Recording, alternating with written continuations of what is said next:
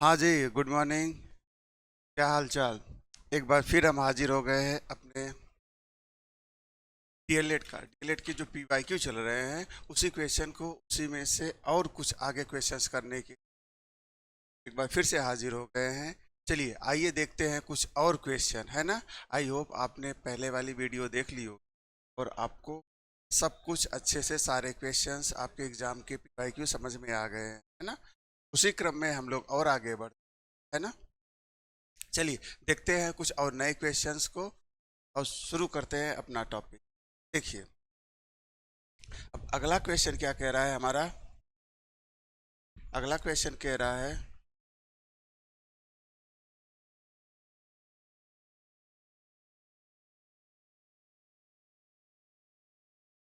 अगला क्वेश्चन हमारा कह रहा है क्या है। एक गोले की त्रिज्या 3.2 सेंटीमीटर है, इसका पृष्ठीय क्षेत्रफल क्या होगा, है ना।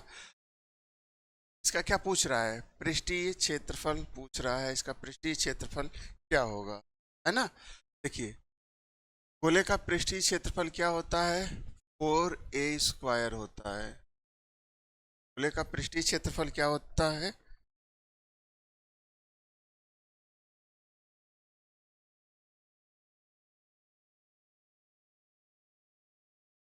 सॉरी, गोले का पृष्ठीय क्षेत्रफल क्या होता है, 4πr²। क्या होता है, गोले का पृष्ठीय क्षेत्रफल कितना होता है, 4πr²। 4πr²। अब यहाँ जगह से क्या है, 4 पाई हमारा एज इट इज रहेगा। त्रिज्या कितनी है, 3.2 है, तो 3.2² है ना। क्या आ जाएगा हमारा, 4 पाई 3.2 सेंटीमीटर स्क्वायर। ये इसका सही जवाब हो जाएगा। 4 पाई 3.2 सेंटीमीटर स्क्वायर। पृष्ठीय क्षेत्रफल क्या होता है, 4 पाई r², है ना। ठीक है, 4 पाई r²। नेक्स्ट क्वेश्चन पे आते हैं हम लोग। नेक्स्ट क्वेश्चन अपने देखते हैं। नेक्स्ट क्वेश्चन हमारा क्या है, एक गोले का व्यास 8 सेंटीमीटर है, इसके पृष्ठ धरातल का क्षेत्रफल क्या है ना। इसके पृष्ठ धरातल का क्षेत्रफल क्या है ना। देखिए, इसमें भी हमारा क्या पूछ रहा है, पृष्ठ पूछ रहा है। एक गोले का व्यास, इसके पृष्ठ धरातल का क्षेत्रफल क्या है। जब इसका व्यास 8 सेंटीमीटर दिया गया है, d = 8 सेंटीमीटर। व्यास क्या दिया गया है, d = 8 सेंटीमीटर। तो इसकी रेडियस कितनी होगी, त्रिज्या, रेडियस होगी d/2, व्यास का आधा, 8/2 कितना होगा, 4 सेंटीमीटर, है ना। कितना होगा, 4 सेंटीमीटर होगा। ठीक है। अब क्षेत्रफल पूछ रहा है, पृष्ठ धरातल का क्षेत्रफल पूछ रहा है ना। क्या पूछ रहा है, पृष्ठ धरातल का क्षेत्रफल पूछ रहा है, इसका कितना होगा, है ना। पृष्ठ धरातल का क्षेत्रफल पूछ रहा है। चलिए, अब क्या होगा, 4 पाई r²। इसके पृष्ठ का क्षेत्रफल का फॉर्मूला क्या होता है, 4 पाई r², है ना। 4 रखा हमने, पाई की वैल्यू एज इट इज रखा, है ना। r की वैल्यू क्या रखा, 4²। जगह से क्या होगा, 4 4 जा 16, 16 4 जा 64 पाई। और क्योंकि एरिया है, यहाँ पे क्या पूछ रहा है, क्षेत्रफल पूछ रहा है, एरिया पूछ रहा है, तो नहीं दिया गया। चलिए, 64 पाई, इसका आंसर कितना आएगा, 64 पाई। यहाँ जगह से हमारा इसका जवाब क्या हो जाएगा, 64 पाई आ जाएगा, है ना। अगर एक गोले का व्यास दिया गया है तो सबसे पहले हम उसकी क्या करेंगे, त्रिज्या निकालेंगे। त्रिज्या कैसे निकलेगा, त्रिज्या व्यास की क्या होती है, आधी होती है ना। तो यहाँ जगह से हमारे पास त्रिज्या आ गई। जब त्रिज्या आ गई तो क्या होता है, पृष्ठ का क्षेत्रफल या संपूर्ण पृष्ठ क्या होता है गोले का, 4 पाई r² होता है। 4 पाई r की वैल्यू 4 का स्क्वायर कर दिया, 4 4 जा 16, 16 4 जा 64 पाई आ गया, है ना। यहाँ जगह से हमारा इसका जवाब क्या जाएगा, 16 पाई आ जाएगा। चलिए नेक्स्ट क्वेश्चन देखते हैं हम लोग।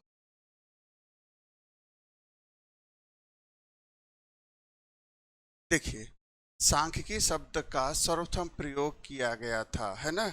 सांख्यिकी शब्द का सर्वप्रथम प्रयोग किया गया था सेवन 1749 1749 में। सांख्यिकी शब्द का सर्वप्रथम किया गया था 1749 में किया गया था, है ना। 1749 में सांख्यिकी शब्द का सर्वप्रथम प्रयोग किया गया था, है ना। इसका जवाब क्या होगा? सी इज द तीसरा वाला, स वाला इसका क्या होगा? राइट ऑप्शन होगा ना। देखिए, मध्यमान क्या होता है? जो लिखा गया है यही हमारा मध्यमान होता है। मध्यमान क्या होता है? समस्त अंकों के योग को उन अंकों की संख्या के भाग देने पर जो भागफल बनता है। समस्त अंकों के योगफल को संख्या से भाग देने पर जो भागफल होता है उसे मध्यमान कहते हैं। ऑब्वियसली मध्यमान का यही परिभाषा हो। मध्यमान का मतलब क्या होता है? मध्यमान का मतलब होता है, मान लीजिए हमने इसको x बार ली, है ना। मध्यमान क्या होता है? मध्यमान हमारा होता है अंकों का योग है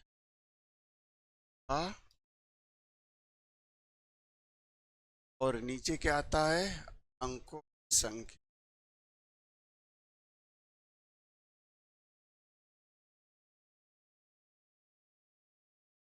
है ना। ये है, ये कथन किसने दिया था? ये कथन है आपका गैरिट का। सर्वप्रथम किसने दिया था? गैरिट ने कहा था अंकों के योगफल को उन अंकों की संख्या, है ना।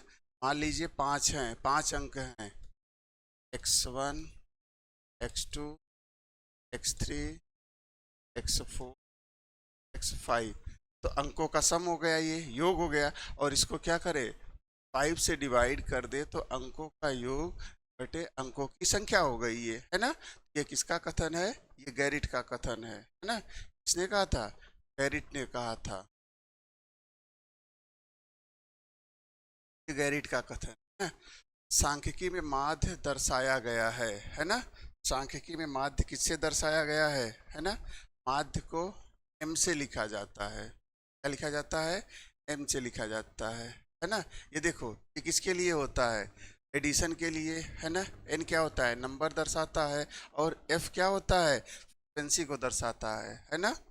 आवृत्ति को दर्शाता है। ठीक है, इसका क्या होगा? इसका सही जवाब होगा m, है ना। दूसरा सेकंड वाला इसका क्या होगा? Second is the right option.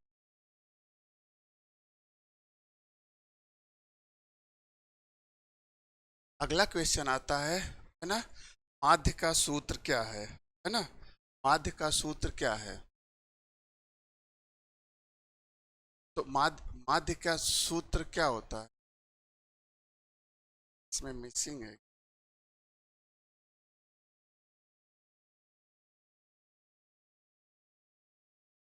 देखिए, माध्य का सूत्र क्या होता है? Sigma F x upon sigma, क्या होता है? सिग्मा एफ, फ्रीक्वेंसी आती है ना। Sigma F x upon sigma F, है ना। क्या वाला क्या होगा? सिग्मा एफ होगा ना। Sigma F x upon sigma F, है ना। देखिए, ये कैसे निकलता है मैं आपको बताता हूँ। एक टेबल के थ्रू आपको बता देता है ना।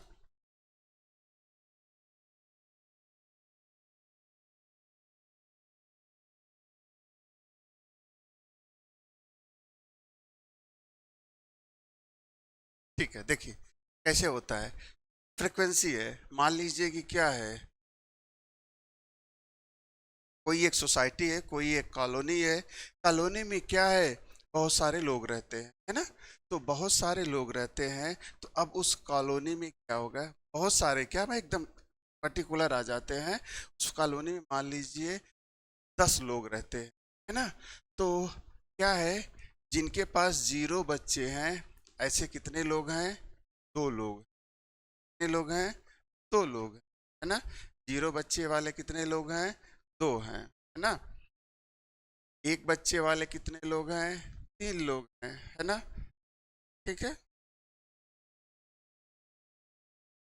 दो बच्चे वाले कितने हैं? 5 लोग, है ना? दो बच्चे वाले कितने हैं? 5 लोग हैं। और दो बच्चों से अधिक वाले हो गए कितने लोग हैं? दो बच्चों से अधिक वाले हो गए 2 लोग हैं ना? जो दो बच्चों से अधिक, यहाँ पे लिख देंगे then more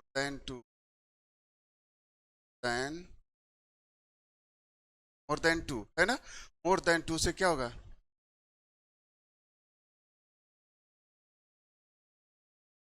more than to, है ना? चलो इसको 4 ही लिख, है ना? ठीक है। मोर देन टू वाले कितने हैं? एक है। अब इसका सम करेंगे हम, यहाँ 0 आएगा, यहाँ 3 आएगा, यहाँ 8 आएगा, और यहाँ पे क्या आएगा? 1 आएगा, है ना? तो ये क्या करेंगे हम लोग? क्या करेंगे? फ्रिक्वेंसी को जोड़ेंगे, है ना? इसको इसका इसके साथ मल्टीप्लाई करते हैं, एफ आता है, और एफ क्या आता है? यहाँ पे आता है ना? तो हमारे पास कितने होने चाहिए यहाँ पे? अगर हम 10 फैमिली ले रहे हैं तो यहाँ पे क्या आएगा? सिग्मा एफ की बात करेंगे फ्रीक्वेंसी, तो यहाँ 10 आना चाहिए, और यहाँ पे इनका मल्टीप्लिकेशन आना चाहिए, एफ एक्स का मल्टीप्लिकेशन आना चाहिए, है ना? ऊपर सिग्मा एफ एक्स आएगा, और नीचे क्या आएगा? सिग्मा एफ आएगा, है ना? तो आपका क्या हो जाएगा? सी वाला ऑप्शन। इस तरीके से इसको डाला जाता है।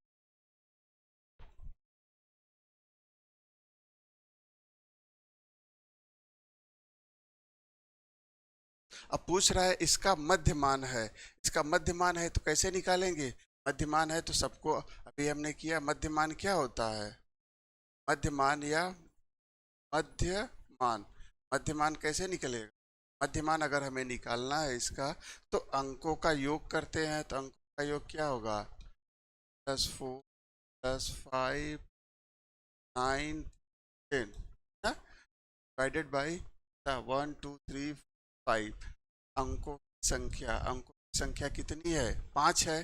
सबको जोड़ लिया, है ना? कितना आ गया?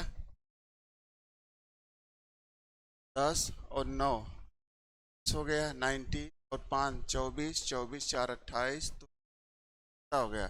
30/5। इसको कैंसिल करेंगे तो कितना आएगा? 6 आएगा, 6 आएगा। इसका क्या होगा? मध्यमान अंकों का योग बटे अंकों की संख्या होता है। मध्यमान क्या होता है? अंकों का योग बटे अंकों की संख्या।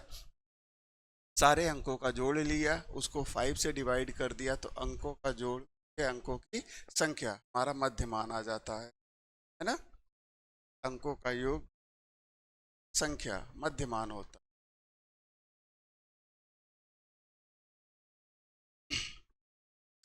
आंकड़ों के विवेचन का अर्थ है ना? आंकड़ों के विवेचन का क्या अर्थ है? सार्डियन बनाते हैं हम लोग ना, क्लासिफाई करते हैं इनको, क्या है, कौन सा फ्रिक्वेंसी है, कौन सा टाइम है। आंकड़ों का संग्रहण करते हैं, मतलब डेटा को एक जगह लिखा जाता है। तो जितने भी ऑप्शन दिए गए हैं, ये सभी के सभी क्या होते हैं? आंकड़ों में यूज किए जाने वाले टर्म है ना? क्या किए जाते हैं?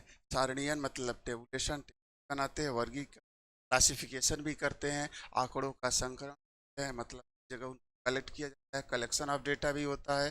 तो जितने भी ऑप्शन है अ ब स द, ये तीनों ऑप्शन हमारे होंगे, है ना? तो ये सभी हमारा क्या होगा? सभी हमारे जवाब होंगे ना? ठीक है। चलिए, आंकड़ों के प्रकार हो सकते हैं व्यवस्थित, अव्यवस्थित, और अ व ब दोनों, है ना? आंकड़े हमारे कैसे हो सकते हैं? व्यवस्थित भी होते हैं और अव्यवस्थित भी हो सकते हैं, दोनों तरीके हो सकते हैं। तो इसका सही जवाब क्या होगा? स वाला होगा। अ व ब दोनों व्यवस्थित भी होगा और अव्यवस्थित भी होगा, है ना? मतलब सीक्वेंस से भी हो सकते हैं, और सीक्वेंस से आगे पीछे भी हो सकते हैं। एक असेंडिंग ऑर्डर डिसेंडिंग ऑर्डर में भी हो सकते हैं, और अलग अलग हो सकते हैं, मिक्स जंबल में भी, है ना? ऐसा कुछ नहीं है, दोनों ही तरीके उसके होंगे। तो यहाँ पे हमारा अ और व दोनों भी होंगे, अ और व हमारे इसके जवाब होंगे, है ना? चलिए, इसका पूछ रहा है 2 5 8 का समान माध्य क्या होगा, है ना? 2 5 8 का समांतर क्या होगा? समांतर माध्य या माध्य बात करना है हम लोग ना, क्या करेंगे? समांतर माध्य क्या करेंगे? का योग को और अंक संख्या, अंकों का योग बटे अंकों की संख्या कर दें। अंकों का योग क्या है? 8 5 13 15। 15 को हम 3 से डिवाइड कर दें, क्या जाएगा? 5 आ जाएगा। इनका समांतर माध्य कितना होगा? 5 होगा, है ना। इनका समांतर माध्य कितना आएगा? 5 आएगा। ऐसे करके अंकों का योग की संख्या, अंकों का योग क्या है? 3 5 8 है। इनका सम किया आया, इसको 3 से डिवाइड कर दिया, 5 आ गया, है ना। अंकों का योग की संख्या ये होता है समांतर माध्य माध्य। ठीक है। अब बहुलक पूछ रहा है ना, क्या पूछ रहा है ना। मोड क्या होता है? जो नंबर जिसकी फ्रीक्वेंसी, मोड क्या होता है?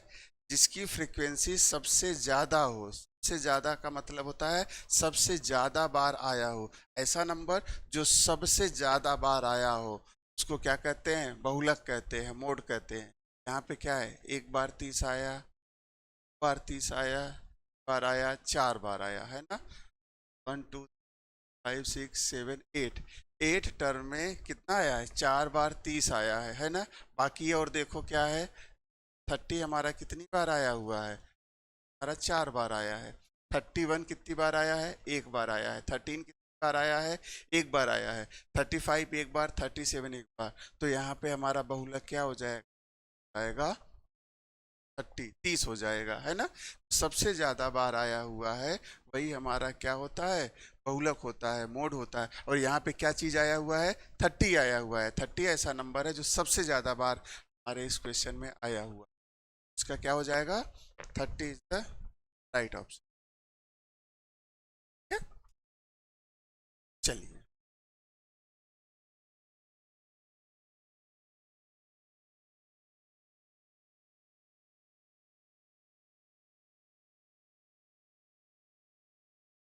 देखिए अब हमें क्या निकालनी है? इसकी माध्यिका क्या है ना। माध्यिका का मतलब है इसके बीच वाला टर्म कौन सा है ना। इसकी माध्यिका क्या है ना।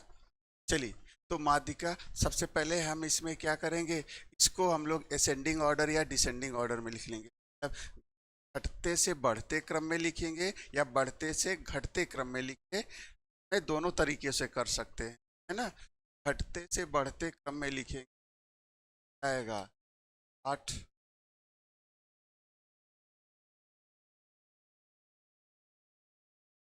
12 और 15। ये हमारा क्या हो गया? इसके घटते क्रम का हो गया ना। हमें सबसे पहले अगर कभी भी माध्यिका पूछेगा, हमें सबसे पहले काम क्या करना है? उसको बढ़ते क्रम में या घटते क्रम में, दोनों तरीकों से लिख सकते हैं, है ना। असेंडिंग ऑर्डर में या डिसेंडिंग ऑर्डर में, दोनों तरीकों से ले सकते हैं।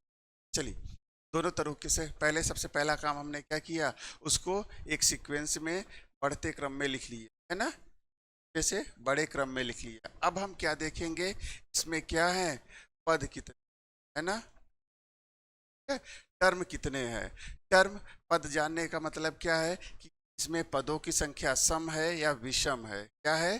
सम है या विषम है। तो यहाँ पे क्या है? यहाँ पे हमारे पास 5 टर्म है। कितने टर्म है? 5 टर्म है। कितने टर्म है? 5 टर्म है। यहाँ पे 5 हो गया, तो ये क्या है? विषम है ना। सब मतलब ऑड है ना। कैसे हैं? ऑड नंबर में है। ऑड नंबर में है तब हमारे का क्या हो जाएगा? माध्यिका हो जाएगा। क्या हो जाएगा? माध्यिका, है ना। माध्यिका क्या होगा? n+1/2, है ना। तो हमारा ये वाला टर्म होगा, वही हमारी क्या होगी? माध्यिका होगी। n क्या है? पदों की संख्या है। n क्या है? पदों की संख्या। यहाँ जगह से n की वैल्यू क्या आई है? 5 आई है। और जो हमारी ऑड है, 5 क्या है? हमारा ऑड नंबर है। पदों की संख्या क्या आई है? 5 आई है और 5 हमारा ऑड नंबर है। है ना, तो क्या आएगा n+1/2, है ना। n कितना है 5, 5+1/2, है ना, तक है 6/2, तब थर्ड टर्म हमारा ना। अब देखो थर्ड टर्म आया, अगर ये ऐसे ही लिखा होता, एज इट इज लिखा होता, तब हम इसमें क्या करते, थर्ड टर्म हमारा अपना कैसे ढूंढते, 9 ढूंढते, है ना, क्योंकि गलत हो जाता। हमें आया है थर्ड टर्म आया है, नंबर पदों की संख्या क्या है, नंबर ऑफ टर्म्स कितने हैं, ऑड हैं, तो हम चाहे इस तरफ से चले चाहे इस तरफ से चले, हमें क्या मिलेगा, तीसरा टर्म जो 12 है वही हमारा क्या होगा, आंसर होगा। इधर से भी चलेंगे क्या आएगा, इधर से भी ढूंढेंगे इसको तो क्या मिलेगा, वही मिलेगा, है ना। और ये तभी पॉसिबल है जब हम उसको स्टार्टिंग में क्या करेंगे, उसको एक ऑर्डर में लिख देंगे, असेंडिंग ऑर्डर में या डिसेंडिंग ऑर्डर में, तभी ये क्या होगा, तभी हमारे इसके टर्म जो है एक ऑर्डर में आएंगे, असेंडिंग ऑर्डर या डिसेंडिंग ऑर्डर में। सबसे पहले हमें क्या करना पड़ेगा, असेंडिंग ऑर्डर और डिसेंडिंग ऑर्डर में लिखना पड़ेगा, है ना। उसके बाद ही इस तरीके के अधिका वाले क्वेश्चन को सॉल्व करते हैं। फ्लो फ्लो में बहक मत जाइएगा, है ना, कि पता चला देखा आसान सा क्वेश्चन है, बस लिखा उसका निकाला, पदों की संख्या विषम है, n+1/2 करके 9 मार के चले आए, नहीं, ऐसे नहीं करना। उसको पहले क्या करना है, सीक्वेंसिंग उसकी कर लेनी है, उसको ऑर्डर में लिख लेना है, फिर उसके बाद आएगा, है ना, ठीक है।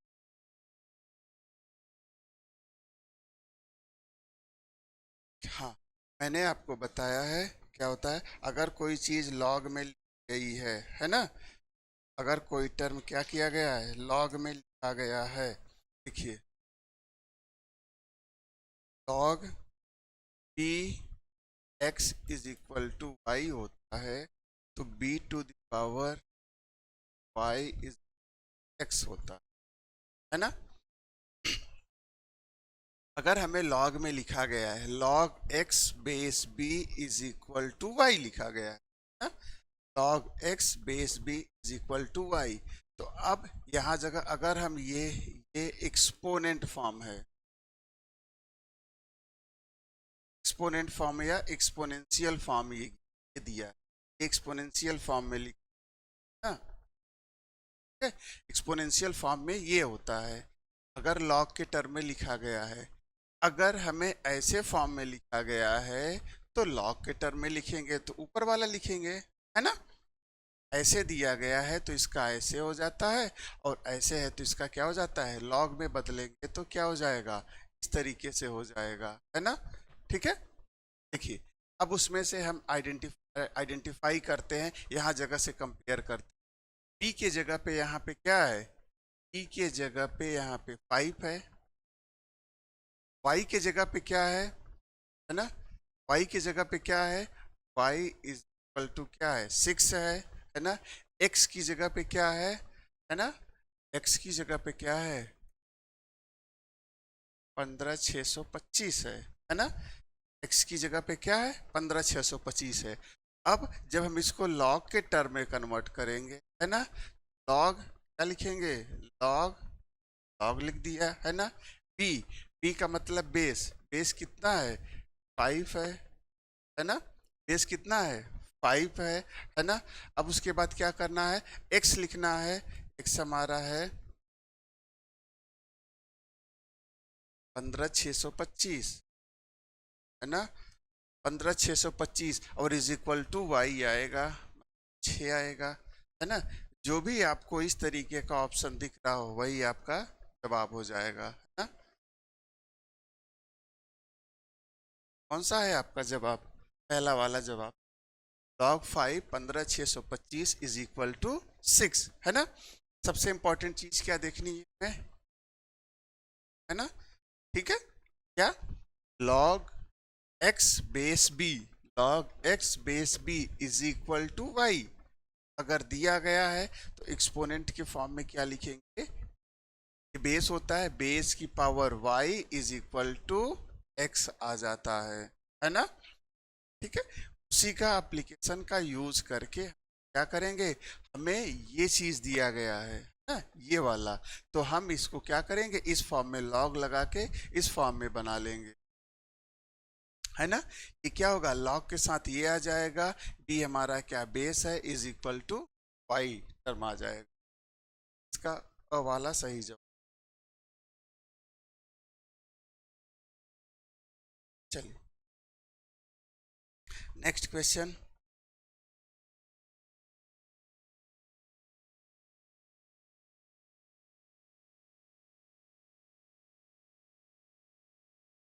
X to the power -6 divided by X to the power -7, है ना। ये क्या है, एक्सपोनेंट का क्वेश्चन है ना। अब लॉज ऑफ एक्सपोनेंट से क्या पता चलता है, लॉज ऑफ एक्सपोनेंट से क्या पता चलता है, लॉज ऑफ एक्सपोनेंट ये कहता है अगर बेस सेम हो और डिवीजन में हो, है ना, बेस क्या है, सेम है, A to the power m, A to the power m, तो क्या हो जाता है m-n, है ना। तो पावर क्या होते हैं, पहली बात तो ये पावर ऊपर जाएगा और आपस में सब्ट्रैक्ट हो जाते हैं, है ना। यहाँ पे क्या लिखा गया है, x to the power -6 divided by x to the power -7, है ना। x टू द पावर -6 बटे x टू द पावर -7 लिखा है। इसी एप्लीकेशन का लॉज ऑफ एक्सपोनेंट का यूज करेंगे तो बेस क्या है हमारा, x है, x लिख दी, बेस हमारा क्या है, x है ना। अब x टू द पावर ऊपर वाला तो अपनी जगह पे रहेगा, है ना, ऊपर वाला पावर है वो अपनी जगह पे रहेगा। नीचे वाला पावर क्या है, जब ऊपर जाएगा तो क्या हो गया, नीचे निगेटिव है तो ऊपर पॉजिटिव, यहाँ पे पॉजिटिव था ऊपर गया तो क्या हो गया था, नेगेटिव हो गया। तो नीचे नेगेटिव है तो ऊपर क्या हो जाएगा, पॉजिटिव हो जाएगा, है ना। यहाँ जगह से क्या आएगा, x टू द पावर 1, 7 में से 6 माइनस हो जाएगा तो क्या आएगा, x टू द पावर 1, है ना।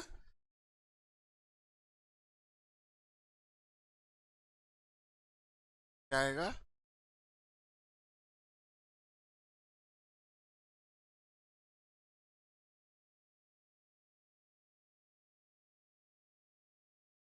x to the power 1,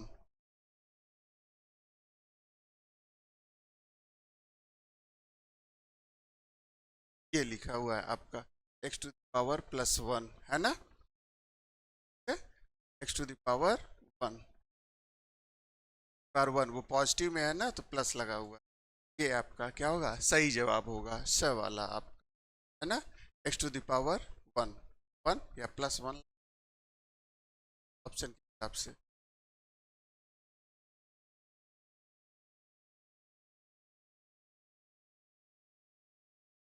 I hope आपको सारे क्वेश्चन जितने भी कराए जा रहे हैं आपको क्वेश्चंस, है ना, सारे के सारे बहुत अच्छी तरीके से समझ आ रहे हैं और साथ ही साथ क्या है आपका कॉन्सेप्ट भी क्लियर होता चल रहा है, ठीक है ना। चलिए एक और बहुत ही इंटरेस्टिंग क्वेश्चन आ गया है, अब इसको सॉल्व करते हैं ना। कह रहा है इसका न्यूनतम रूप, न्यूनतम रूप क्या होता है, न्यूनतम रूप को आप कह सकते हो स्टैंडर्ड फॉर्म भी कह सकते हो, इसको आप कह सकते हो सिंप्लीफाई करने के बाद क्या बचेगा, है ना, इसकी बात कर रहा है।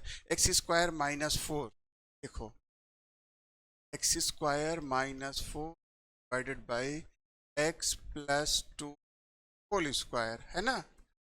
अब जब हम इसको करेंगे, ये देखो बेटा क्या है, x² -4 है ना, तो ये कैसा है, x² माइनस स्क्वायर, इसको लिख सकते हैं x² -2 स्क्वायर है, 4 को क्या लिखेंगे 2 की पावर 2 लिखेंगे। अब नीचे क्या है, x+2 स्क्वायर है, इसको हम लोग x+2 इस तरीके से लिख सकते हैं, 2 बार लिख सकते हैं। अब आप पूछोगे कि इसको इस तरीके से क्यों लिखा, इसको इस तरीके से इसलिए लिखा क्योंकि अभी जब हम इसको क्या करेंगे, एक्सपैंड करेंगे तो ये क्या आएगा, देखिए ये a² -b² के फॉर्म में हो गया, a² -b², और a² -b² का जो फॉर्मूला होता है क्या होता है, एक ब्रैकेट का एडिशन होता है और दूसरे ब्रैकेट में सब्ट्रैक्शन होता है ना। तो इसी प्रॉपर्टी का यूज करके हम लोग क्या करेंगे, x+2 लिखेंगे और x- लिखेंगे, नीचे क्या बचेगा, आपका x+2 होगा, और क्या होगा, x+2, है ना। एक x+2 से एक x+2 की सेवाएं समाप्त हो जाएंगी, क्या बचेगा, x-2 अपॉन x प्लस, है ना। जो भी ऑप्शन आपका इस जैसा दिख रहा हो, x-2 अपॉन x+2, वही आपका जवाब हो जाएगा। x-2 इस वाले ऑप्शन में आपका, यही वाला ऑप्शन आपका x-2 अपॉन x+2, यही आपका सही जवाब होगा, है ना। ठीक है, हमें क्या करना है, इसको रिड्यूस करना है। इसका इसका होल स्क्वायर का फॉर्मूला लगा के a² plus b² plus 2ab का फॉर्मूला नहीं लगाना है हमें क्या करना है, इसको 2 बार ब्रेक कर देना है ना। पावर 2 है तो इसका मतलब 2 बार लिखा जा सकता है, जब 2 बार लिखा जा सकता है तो नीचे कैंसिल आउट हो जाएगा, आ जाएगा। चलिए नेक्स्ट क्वेश्चन, है ना। चलिए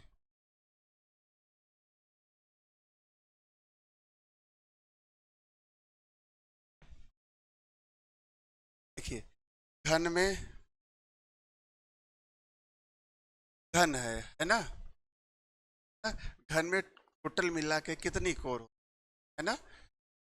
घन में टोटल मिला के कितनी कोर, 12, है ना। कितनी होती है, 12 होती हैं, है ना। आप जानते हो घन कैसे बनता है, इस तरीके से बनता है ना। ये बनता है।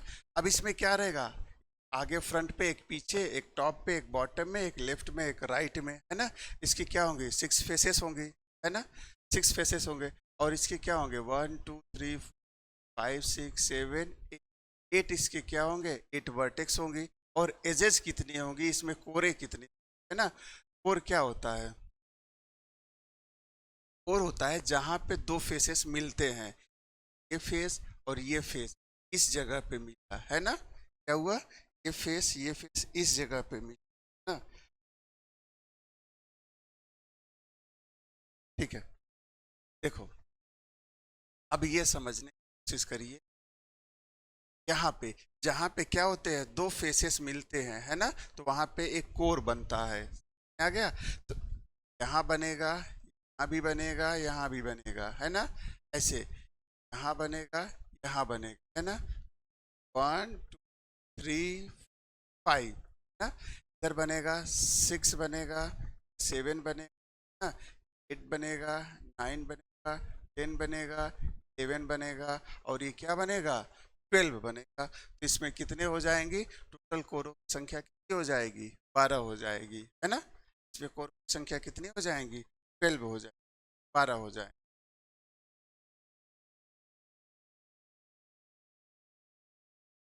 चलिए देखिए,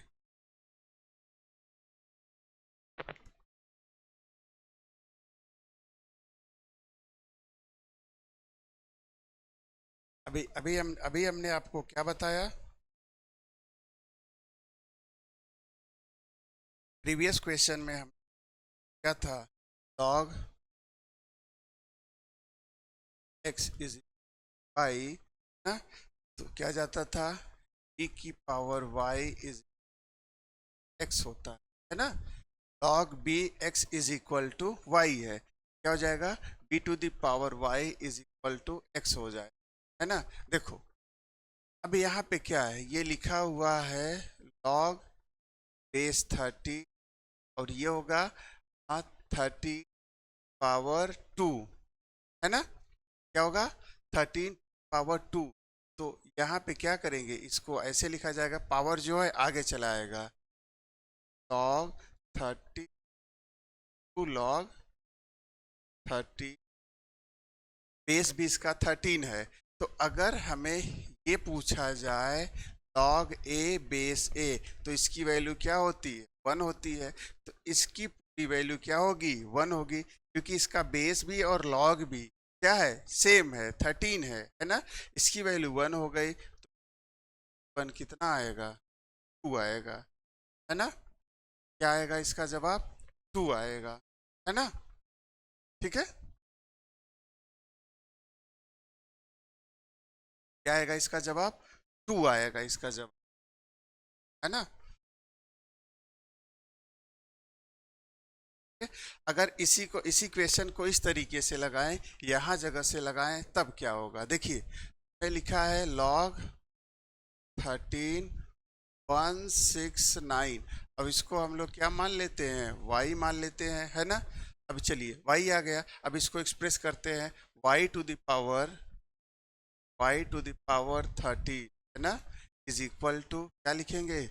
169। 169 को क्या लिखेंगे? 13 पावर 2, है ना, है ना। y टू द पावर 13, है ना। क्या क्या आएगा, है ना। ठीक है, तो देखिए यहाँ पे क्या है, पावर 2 आ रहा है कि नहीं आ रहा है ना। इसकी वैल्यू क्या हो जाएगी? पावर को कंपेयर करेंगे तो यहाँ पे क्या आ जाएगा? इसकी वैल्यू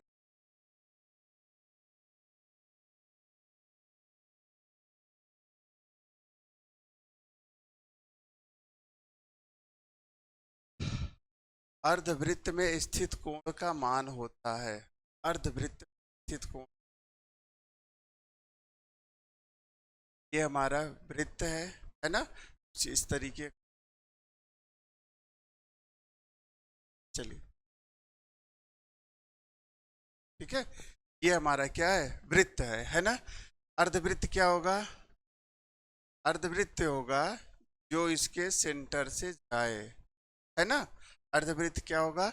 जो इसके सेंटर से, जब इसको क्या होगी? व्यास, है ना, ये इसका इसका डायमीटर जो होगा, इसको क्या करेगा? 2 पार्ट में इसको ब्रेक कर देगा, है ना। अब यहाँ जगह से अर्धवृत्त का बात कर रहा है, मतलब यहाँ जगह से कोई, यहाँ जगह से हो अर्धवृत्त में स्थित कोण, अर्धवृत्त में स्थित कोण है, तो अर्धवृत्त में जब कभी भी कोण कोई स्थित होता है, उसकी वैल्यू जो है हमेशा ऑलवेज कितनी होती है? 90 डिग्री। अर्धवृत्त का कोण कितना होगा? 90 डिग्री होगा, है ना। वो चाहे ऐसे बने, चाहे उसको लेके हम लोग यहाँ बना दें, चाहे उसको यहाँ बना दे, चाहे जहाँ पे उसको बना दे, उसकी वैल्यू हमेशा क्या होगी? 90 डिग्री। कहीं पे भी किसी भी पॉइंट पे बने, अर्धवृत्त का कोण हमेशा कितना होता है? 90 डिग्री होता है। अर्धवृत्त में स्थित कोण का मान 90 डिग्री, है ना। अर्धवृत्त में स्थित 90 डिग्री हमेशा। देखिए नेक्स्ट क्वेश्चन क्या है? एक बेलनाकार ठोस का अर्धव्यास 1 सेंटीमीटर, ऊंचाई 4 सेंटीमीटर है, उसमें से 0.1 सेंटीमीटर अर्धव्यास की कितनी गोलियां बनाई हैं? ठीक है, एक बेलनाकार ठोस का अर्धव्यास, अर्धव्यास का मतलब ये इनडायरेक्टली किसकी बात कर रहा है? रेडियस की बात कर रहा है ना, बेलन का है ना। तो हम क्या करेंगे, इसमें क्या किया जा रहा है? पहले हमारे पास क्या है? बेलन है। बेलन कुछ इस तरीके से बनेगा, है ना, सिलेंडर, और इससे इसको काट के क्या किया जा रहा है? गोला बनाया जा रहा है ना, स्फेयर बनाया जा रहा है ना। इसका इसका वॉल्यूम क्या होता है? πr²h। इसका वॉल्यूम कितना होता है? 4/3 πr³ ना। ठीक है, गोले का आयतन कितना होता है? 4/3 πr³। इसका क्या होता है? πr²h होता है ना। अब अर्धव्यास की कितनी गोलियां बनाई जा सकती है ना, तो अब गोलियों की संख्या हमें क्या निकालना रहेगा? गोलियों की संख्या,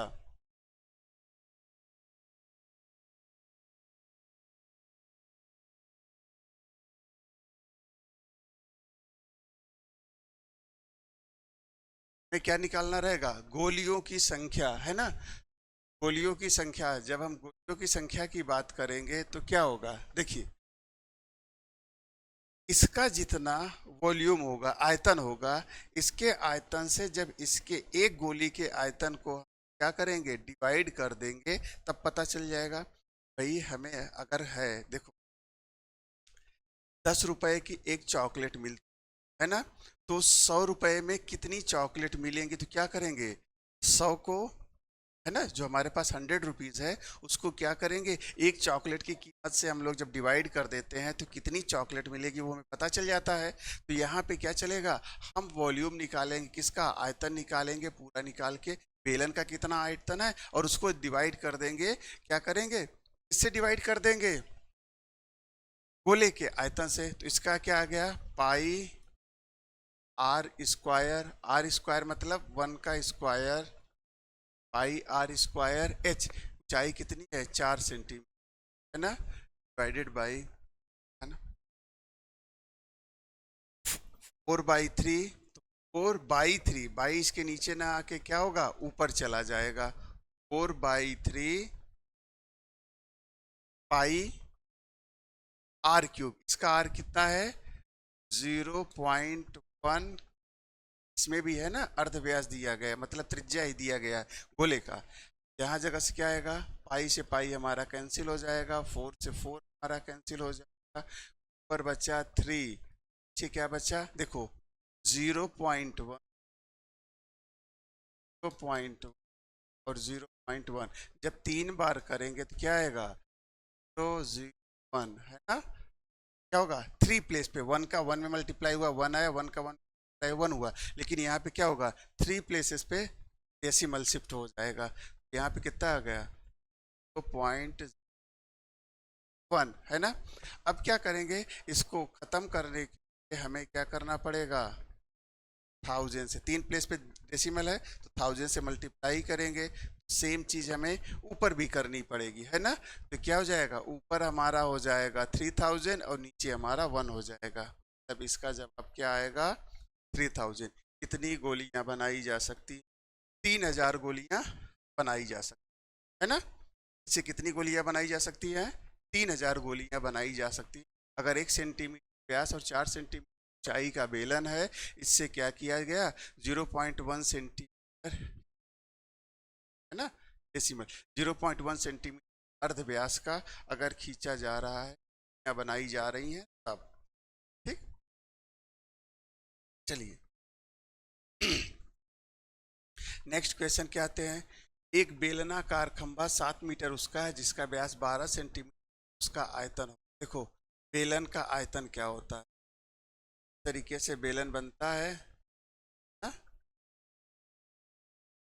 बेलन इस तरीके से हमारा बनता है, या इसकी ये हाइट होती, इसकी ये रेडियस होती, हाइट होती है ना, एच, हाइट एच होती, ठीक है। 7 मीटर ऊंचा है जिसका व्यास 12 मीटर। अब यहाँ से यहाँ तक कितना दिया है, 12 मीटर दिया गया है। यहाँ से रेडियस इसकी क्या आएगी, 6 मीटर आएगी। रेडियस 6 मीटर हो गई, हाइट तो इसका, है ना, बेलन का आयतन कितना होता है, पाई आर स्क्वायर एच, है ना। पाई लिखेंगे, आर स्क्वायर, आर क्या है इसका आधा, 6 का स्क्वायर, है ना, आर की वैल्यू क्या है 6 है, 6 स्क्वायर, और एच कितना है हमारा 7 है ना। पाई 36 7 है ना, और वॉल्यूम निकाल रहे हैं तो क्या आएगा, मीटर क्यूब आएगा, सब मीटर में है तो मीटर क्यूब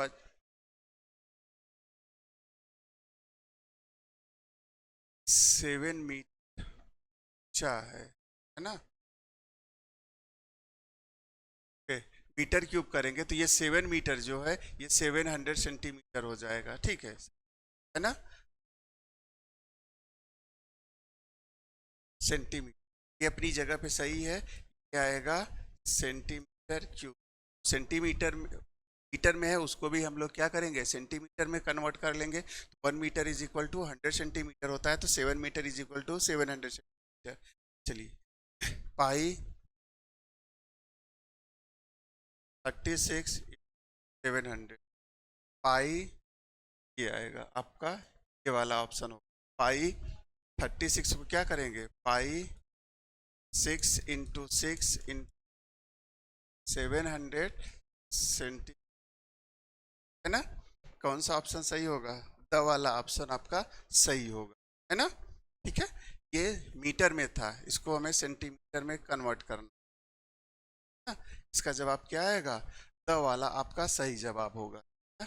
बेलन होता है, बेलन का आयतन इस तरीके इस फार्मूले से निकलता है, पाई आर स्क्वायर एच के फार्मूले से निकलता है बेलन का आयतन, है ना।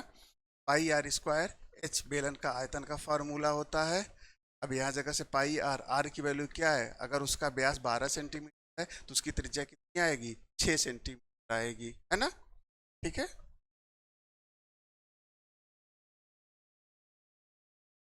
नेक्स्ट क्वेश्चन देखते हैं। एक घन की भुजा 1 सेंटीमीटर है, इस प्रकार के दो घनों को मिलाकर बनी आकृति का संपूर्ण क्षेत्रफल, ना। देखिए संपूर्ण क्षेत्र, अब कह रहा है अगर हम इसको बिलीव कर ले, ये घन का क्या है, एक फेस है ना, इतना ही बड़ा दूसरा फेस इसके साथ जोड़ दिया जाएगा, है ना। इसके साथ क्या किया जाएगा, सेम साइज का दूसरा घन इसके साथ जोड़ दिया जाएगा। अगर ये 1 सेंटीमीटर है, जब 1 सेंटीमीटर इससे और जोड़ दिया जाएगा तो अभी इसकी लेंथ कितनी होगी, L is equal two centimetre हो जाए। अभी भी ऊंचाई इसकी देखिए सेम है, इसकी भी ऊंचाई सेम है, इसकी भी सेम है, और इधर वाली जो इसकी हाइट रहेगी, इसकी भी हाइट इसकी भी हाइट सेम रहेगी। बस क्या करना है, एक के पैरेलल में एक को जोड़ दिया गया है, तो लेंथ बस उसकी बढ़ेगी, ब्रेथ उसकी क्या रहेगी, सेम रहेगी, हाइट उसकी क्या रहेगी, सेम रहेगी, है ना। तो यहाँ पे पूछ रहा है संपूर्ण क्षेत्रफल, है ना।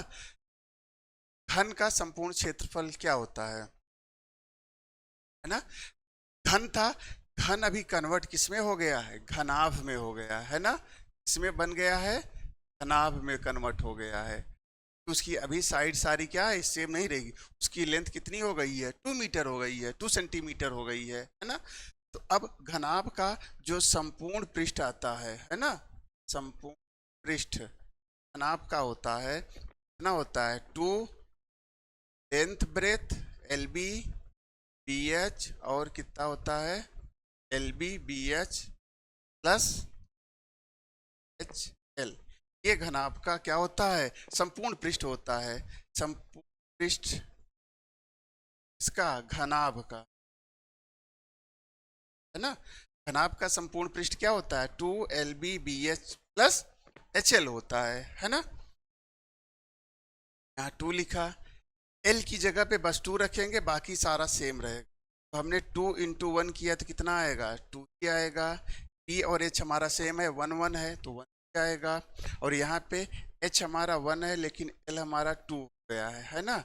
अगर इस तरीके का कोई ऑप्शन आपको दिखता है और एरिया है ये, तो क्या आएगा, सेंटीमीटर स्क्वायर आएगा। 2 2 प्लस 1 प्लस 2 2 2 प्लस 1 प्लस, है ना। ये क्या हो गया, सी वाला हमें मिल गया, यही हमारा जवाब हो जाएगा। जब दो क्यूब क्या है, भुजाएं समान है, उनको एक के बगल में एक रख दिया जाता है, क्या होती है, बस लेंथ बढ़ जाती है ना। एक के ऊपर एक रख दिया तो उसकी हाइट बढ़ जाएगी, समझ में आ गया। ठीक है, बस इतना करना है, घन को घन कन्वर्ट हो जाएगा हमारा, इसमें घनाभ में कन्वर्ट हो जाएगा। नेक्स्ट क्वेश्चन, घन का आयतन 27 सेंटीमीटर है, तो घन की, देखो घन का जो आयतन होता है, आयतन है ना, इसका घन का जो आयतन होता है उसको क्या कहते हैं, उसकी भुजा होती है, उसका क्यूब होता है, मतलब साइड क्यूब, साइड का क्यूब होता है ना। इसी को क्या करते हैं, ए क्यूब भी लिखा जाता है, ए क्यूब होता है। ए क्यूब दिया गया है कितना है, 27 है। अब हमें ए बताना है तो इसका क्या करेंगे, ऑफ 27 करेंगे, 7 का क्यूब करेंगे तो क्या आएगा, 3 3 3, है ना। इसमें से एक 3 क्यूब निकल रहा है तो क्या होगा, बाहर हो जाएगा। इसका क्या आएगा, इसका आएगा, इसकी भुजा क्या होगी, कोर कितनी होगी, 3 सेंटीमीटर, है ना। इसकी कोर कितनी होगी, 3 सेंटीमीटर है ना। समझ में आ गया, ठीक है। इसको इस तरीके से निकाला जाएगा, आ गया।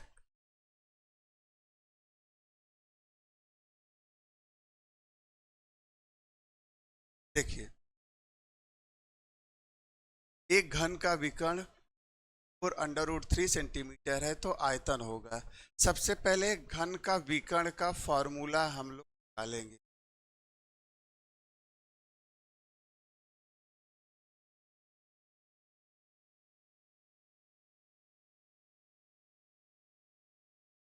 घन का विकर्ण क्या होता है? घन का विकर्ण क्या होता है? a√3 है ना, a√3। घन का विकर्ण का फॉर्मूला क्या होता है? a√3 होता है। और a√3 की वैल्यू आपको दिया गया है 4√3। √3 से √3 खत्म हो गया, a की वैल्यू कितनी आ गई? 4 आ गई। a की वैल्यू कितनी आ गई? 4 आ गई। अब आपसे क्या पूछ रहा है? वॉल्यूम पूछ रहा है, आयतन पूछ रहा है ना? क्या पूछ रहा है? आयतन पूछ रहा है। तो घन का आयतन कितना होता है? a³ होता है। घन का आयतन कितना होता है? a³ होता है ना? तो आप रख दीजिए 4 का क्यूब, है ना, और हो जाए 60 सेंटी आ जाएगा 64 सेंटीमीटर। घन का आयतन क्या जाएगा? 64 सेंटीमीटर।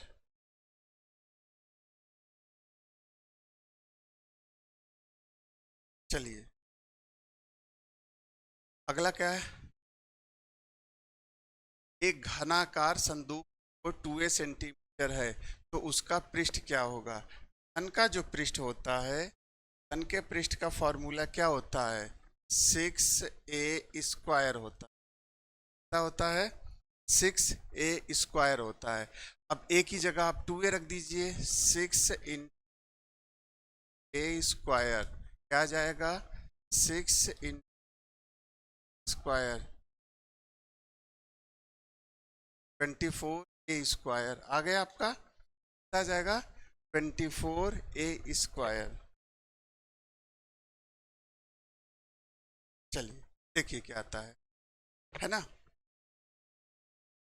PAB बहुत ज्योमेट्री का बहुत ही प्यारा क्वेश्चन है ना? ठीक है, ज्योमेट्री का ये बहुत ही प्यारा क्वेश्चन है। बस इसको फटाफट 30 सेकेंड में इसको कंप्लीट करते हैं, कर लेंगे, है ना? बहुत ही मजा आएगा, इंटरेस्टिंग।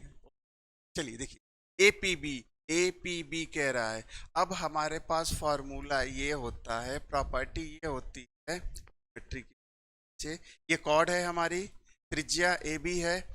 अगर इस त्रिज्या ने कहीं सरकमफ्रेंस पे कोई एंगल बनाया, है ना, क्या किया? कहीं सरकमफ्रेंस पे जो एंगल बनाया, सरकमफ्रेंस मतलब परिधि पे, कहीं पे भी एंगल बनाया, और इसने क्या किया? सेम ने सेंटर पे, केंद्र पे भी कोई एंगल बनाया। जो परिधि का एंगल होता है सेंटर के एंगल का आधा होता है, या आप ऐसे कह सकते हो परिधि का एंगल सेंटर का एंगल जो होता है, केंद्र का एंगल जो होता है, परिधि के एंगल का दूना होता है ना, होता है ना, होता है। इसकी वैल्यू कितनी आएगी? 130 आएगी। आपसे पूछ क्या रहा है? AOB है ना? कितने सेकंड लगे आपको करने में इस क्वेश्चन को? ना? आपका क्या आएगा? देखते ही जवाब आ गया कि क्या होगा? 130 होगा, है ना? आपने बस क्या किया? एक प्रॉपर्टी लगाई, क्या? केंद्र का एंगल सेम त्रिज्या, सेम जीवा द्वारा, है ना, कॉर्ड मतलब जीवा, सेम कॉर्ड द्वारा बनी, सेम कॉर्ड द्वारा केंद्र पर बना कोण परिधि पर बने कोण का दूना होता है ना? इसका लगा लिया, हमारा आंसर क्या आ गया? 130, है ना? ठीक है, चलिए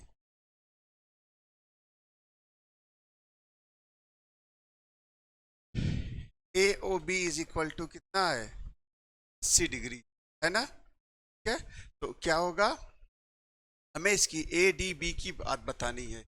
ADB की वैल्यू कितनी आएगी ये हमें बताना है। ADB कितना होगा ये हमें बताना है ना?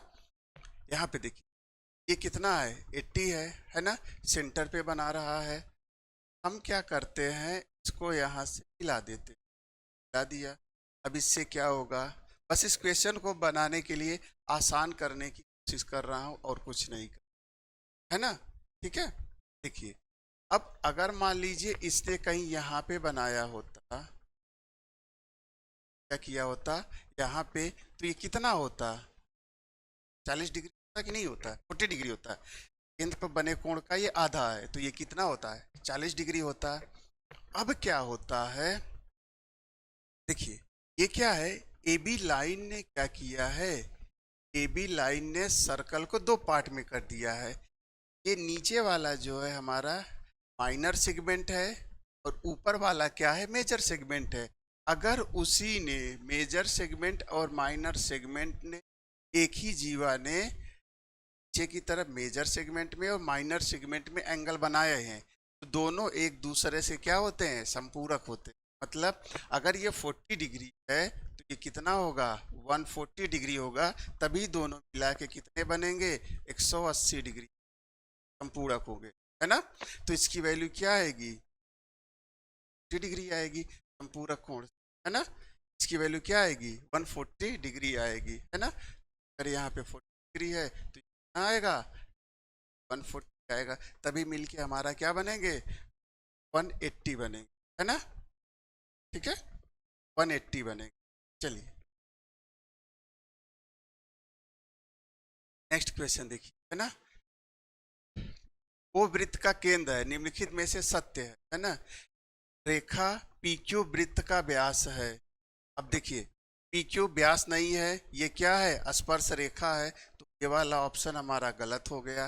रेखा सी डी वृत्त की छेदिका है, सी डी इसको छेदक है, आर पार जा रही है, हाँ ये जवाब हमारा सही है। रेखाखंड ओ आर वृत्त की जीवा है, ओ आर, ओ आर नहीं, ये त्रिज्या है, ये भी हमारा है। ए एस बी ए त्रिज्यखंड है, ए ए एस बी ए, ये क्या है, ये त्रिज्यखंड नहीं है ना। ठीक है, ये त्रिज्यखंड हमारा त्रिज्या से नहीं बना, ये जीवा से बना हुआ है ना। ठीक है, नहीं है, ये भी हमारा जवाब नहीं है। हमारा जवाब क्या होगा, बी वाला होगा, ऑप्शन ब वाला होगा, छेदिका है ना। चलिए क्वेश्चन देखते हैं, है ना। बहुत सारे अभी क्वेश्चंस करने हैं, इसलिए हमारी स्पीड थोड़ी सी क्या है, तेज है। चलिए देखिए क्या आता है ना। अब कह रहा है कि ये समानुपात में नहीं है। अगर समानुपात में है तो क्या होता है, A is to B is C is as C is to D होता है ना। उसके बाद क्या आता है, बाह्य पदों का product of extreme product of mean होता है। मतलब A in B equal to B in C होना चाहिए, अगर ये है ना। तो ए डी कितना है, 300 है ना, इज इक्वल टू कितना है, 120 इन 90 है ना। 3 3 जा 9 और उसके बाद 4 जीरो लग जाएंगे, 3 जीरो लग जाएंगे। यहाँ पे क्या आ गया, 108 है ना, और 2 जीरो। देखो क्या ये दोनों सेम है, नहीं है। अब इसमें से ऑप्शन देखते, यहाँ कोई मध्य पद नहीं है, गलत है ना। क्या है, समानुपात में नहीं है ना, समानुपात में नहीं है ना।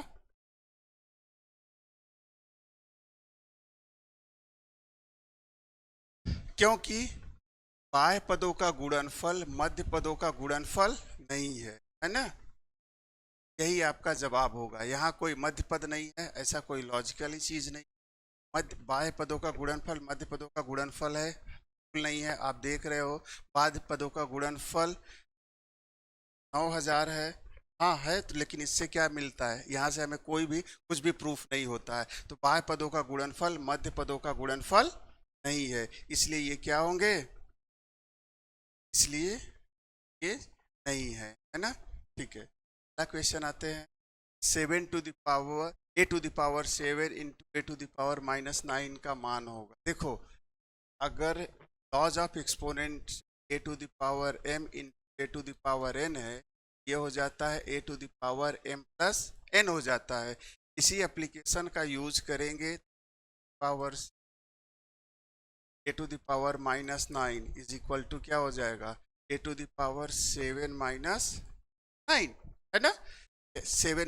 7 में से 9 निकलेगा तो क्या बचेगा, A to the power -2, A to the power minus वाला आपका सही जवाब होगा, A to the power minus है ना, A to the power minus, ये वाला आपका जवाब होना चाहिए। a टू द पावर -2 आपका क्या होगा, सही जवाब होगा, है ना। ये लॉज ऑफ एक्सपोनेंट से, ठीक है। चलिए नेक्स्ट, हम अपने एंड की तरफ बढ़ते हैं। इसके बाद एक दो क्वेश्चन और करेंगे। का मान होगा, देखिए ए क्यूब माइनस बी क्यूब है। ए क्यूब माइनस बी क्यूब का फॉर्मूला क्या होता है, ए माइनस बी, है ना। क्या होता है, जब माइनस है तो क्या आएगा, ए स्क्वायर प्लस आएगा बी प्लस स्क्वायर, ये हमारा फॉर्मूला होता है। और नीचे क्या दिया गया है, A square plus B plus square. क्या ये पूरा टर्म सेम नहीं है ना। तो यहाँ जगह से हमारी वैल्यू क्या आ जाएगी, ए माइनस बी, है ना। ए माइनस बी आ गया हमारा पूरा का पूरा टर्म, ठीक है। तो यहाँ पे ए माइनस बी हमारा क्या हो जाएगा, सही जवाब हो जाएगा, है ना, ठीक है। अब इस सेशन का हम लोग क्या करते हैं, लास्ट क्वेश्चन करते हैं, है ना, ठीक है। देखिए 7/20 भिन्न का प्रतिशत रूप होगा। जब कभी भी हमें भिन्न को प्रतिशत में बदलना होगा, है ना, 7/, है ना, जब कभी भी प्रतिशत में हमें बदलना होता है तो हम क्या करते हैं, 100 से मल्टीप्लाई कर देते, है ना। 25 जा 100 आ गया 35%, क्या आ गया 35% आया। आपको जितने भी क्वेश्चंस इस क्लास में कराए गए हैं, इससे ज़्यादा या इससे हट के कोई भी आपके एग्ज़ाम में नहीं आ सकता है। हमने ज़्यादा से ज़्यादा क्वेश्चन क्या किए हैं, एमसीक्यू के फॉर्म में किए हैं, क्योंकि यहाँ स्लाइड के फॉर्म में और वो बताना है आपको। ज़्यादा से ज़्यादा मान लीजिए क्या आएगा, इसको प्रतिशत में बदल के दिखाइए, ये इसको क्वेश्चन में पूछ सकता है। बाकी इसके अलावा कुछ नहीं आने वाला है, जितना आपको क्लास में डिस्कस किया गया है उतना ही आएगा। होप आपको वीडियो पसंद आ रही होगी। अगर पसंद आ रही होगी लाइक करिएगा, शेयर करिए, ज़्यादा से ज़्यादा अपने, है ना, इसको फॉरवर्ड करिए, है ना, और चैनल को ट्राई भी करिए। चलिए मिलते हैं हम लोग अगली क्लास में कुछ नए अच्छे इंटरेस्टिंग क्वेश्चन के साथ, है ना। तब तक के लिए नमस्कार, धन्यवाद, थैंक यू।